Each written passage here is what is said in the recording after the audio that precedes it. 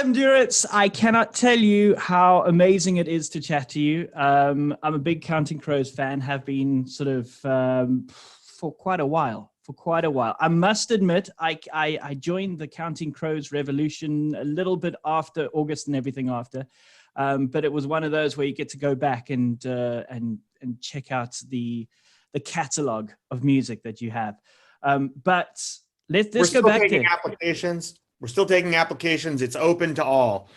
Exactly. But that's what's so cool. If you introduce new people to music, then they can always go back and look at what you guys have got, in the back catalog. Round Here, of course, wasn't even originally a Counting Crows song, was it?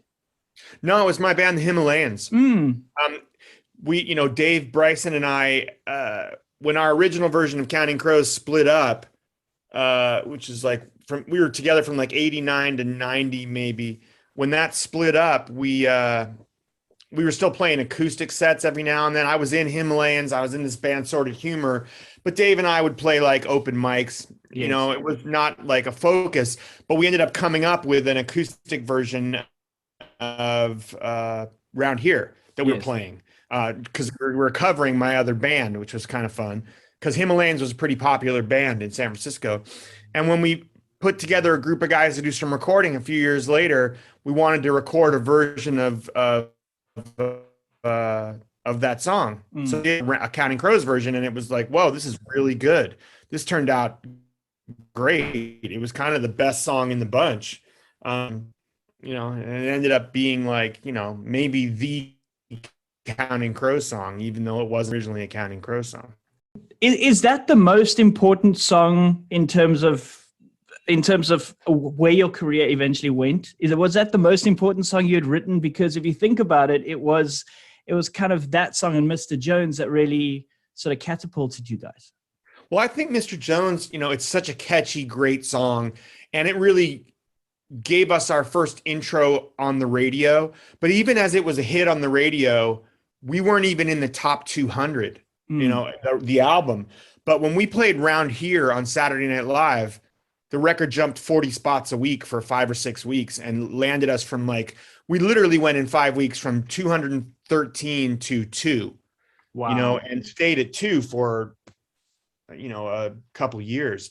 But so to me, it's really always been Mr. Jones is a fantastic song and I love it. Yeah, it is. But Round Here is completely unique to me. And it's the thing that uniquely said, this is what Counting Crows is all about. And people, you can come get lost in this shit. You know what I mean? I think that made huge, that's what people really flipped out about to me, and it still is. It's still, as much as everybody loves Mr. Jones, I think you come to the concert for Round Here, for the stuff we do that's like that, for Palisades Park, for things like this suite on Butter Miracle that are a little more musically challenging that you can really get lost in.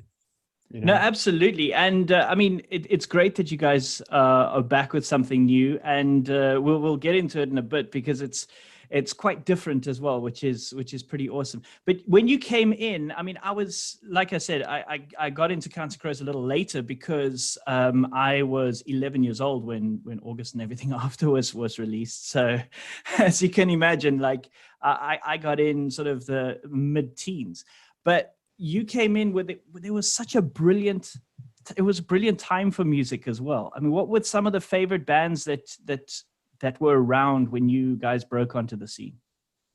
Well, the Posies were great. They were on our label. The Sundays were as well. I really loved the Jayhawks back then. Maria McKee, her solo career was really cool. Gigolo Ants, Velocity Girl, Chainsaw Kittens. There were so many great indie rock bands in America right then that really blew me away. Teenage Fan Club. And that whole Glasgow scene, BMX Bandits and Teenage Fan Club and the Vaselines. And of course, our other label mates, which was Nirvana. Nirvana and Sonic Youth were our label mates. And their band came out a couple years before us. And Cranberries were around there then as well, yeah.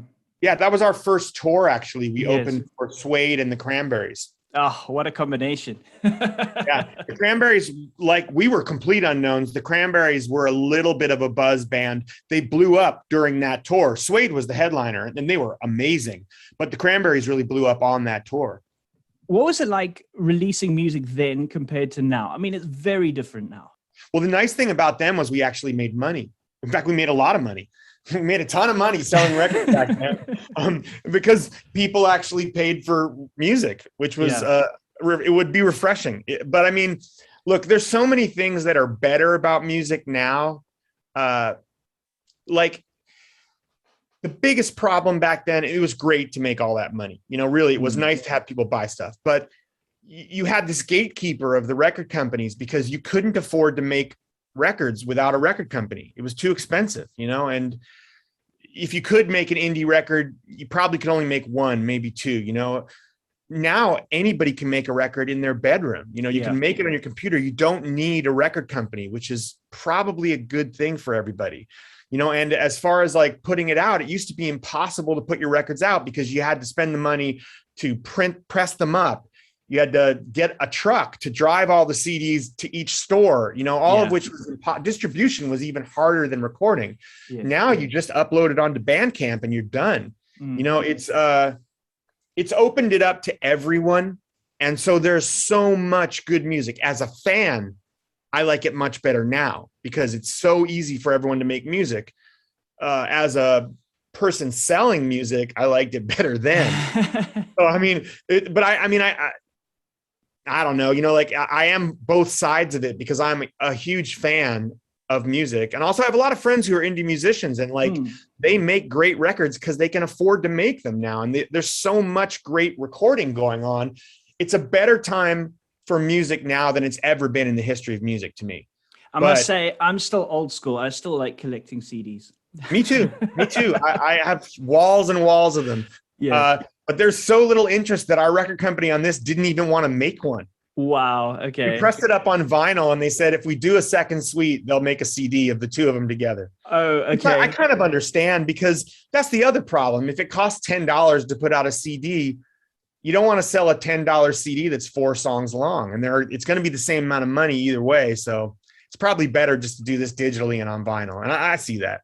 I just want to ask you, because a lot of interviews I see with you, people are talking about recovering the satellites in August and everything after, but very few actually mention This Desert Life. And I mean, for me, like that album was, I mean, I've got so many crazy memories with that album, and I put it on and I'm just transported right back there. I love that album.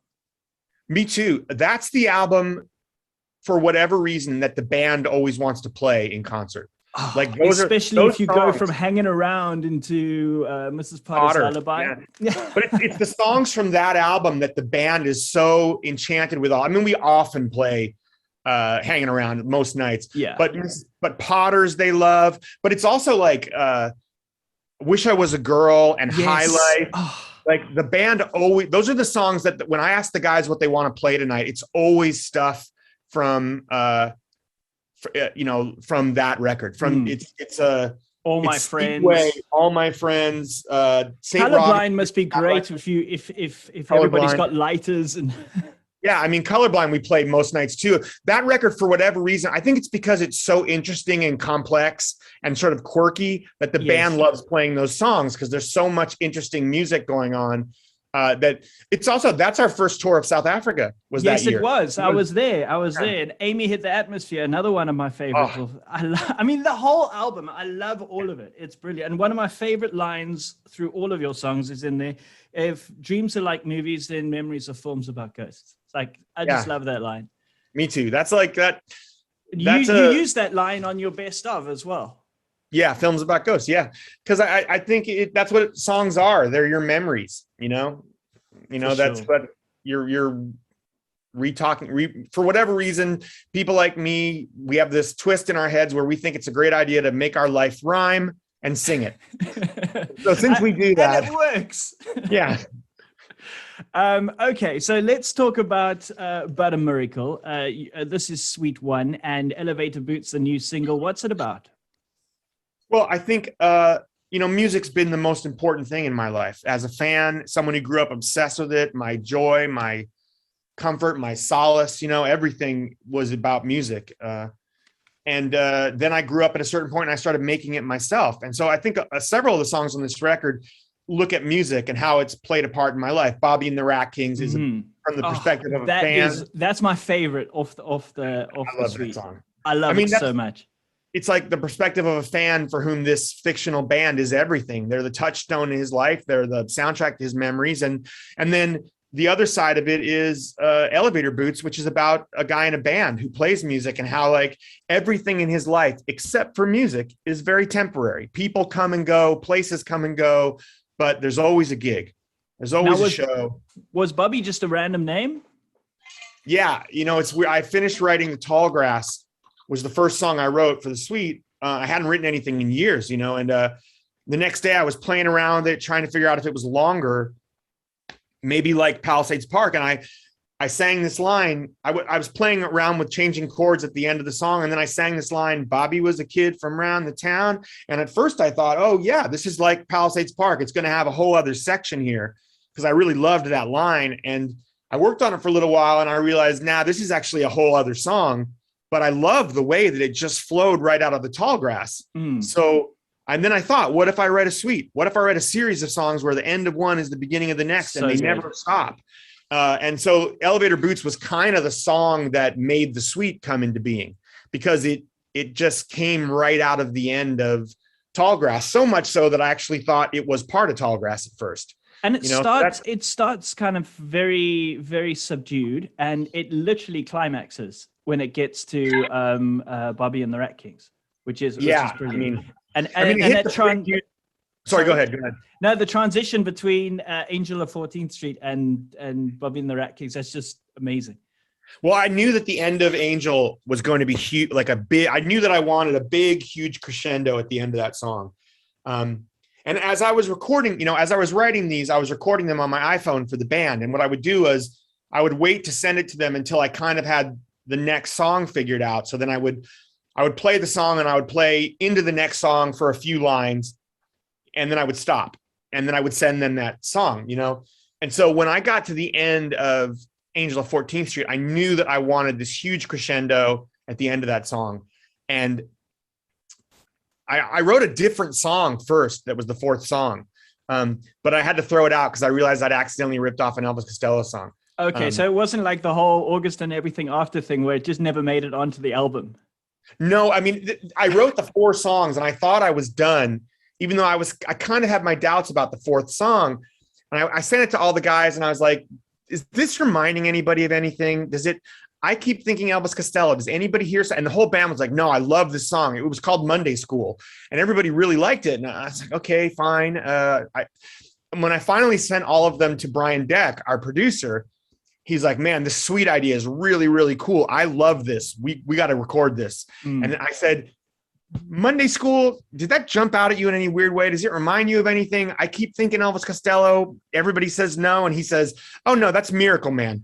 That's Miracle Man, okay. First record. And I was like, oh, fuck. Yeah. Can't use that. Not the whole song. It's just this one section. Yeah. But it was like, oh shit, I knew it.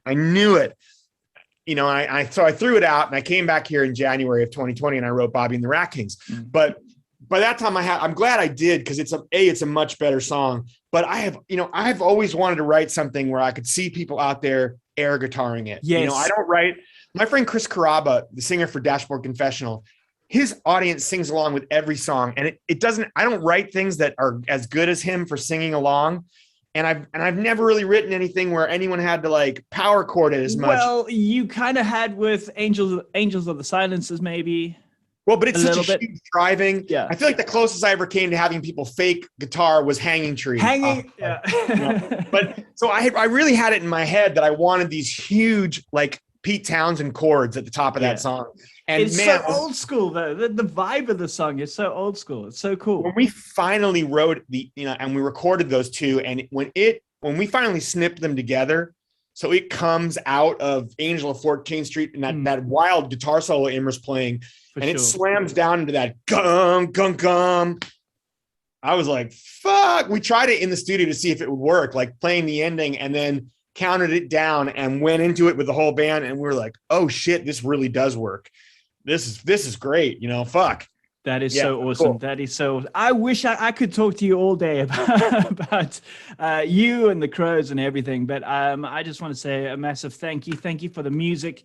And I really, really love Butter Miracle. And I'm looking forward to Sweet 2 as well. Thanks, Paul. I think between you and I, the songs I have so far seem really good. I haven't finished any of them, but the music is great for all of them. I'm really loving the music. So that's the most important thing, really. Now I just got to write great lyrics. Yeah. Well, you should be okay with that. I think you've had plenty of practice. Thanks, man. I'm really excited because, I think most people would have expected us to be washed up at this point, and instead we have a song that's a hit in America and yet another record. We're still operating in the present tense. Yes, absolutely. And I think you will for a while still. I hope so, because I don't really have any other job prospects. So don't worry, you got royalties. It's all good. It's true. Thanks, man. Adam, thank you so much. You're such a legend.